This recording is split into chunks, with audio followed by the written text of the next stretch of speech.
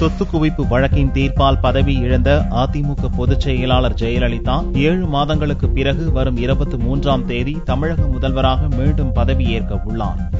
சொத்து குவிப்பு வழக்கில் 4 ஆண்டுகள் சிறை தண்டனை பெற்றதால் முதல்வர் பதவியை இழந்த ஜெயலலிதா கர்நாடக உயர்நீதிமன்றத்தில் மேல்முறையீடு செய்தார். வழக்கை விசாரித்த நீதிமன்றம் ஜெயலலிதா உள்ளிட்ட 4 பேரையும் விடுவித்தது.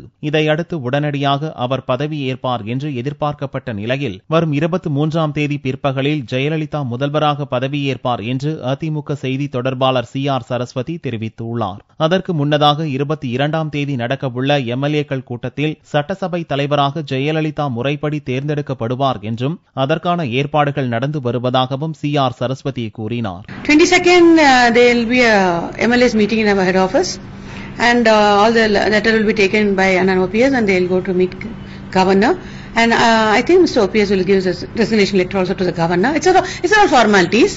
23rd afternoon Amma will be taking the charge of CM.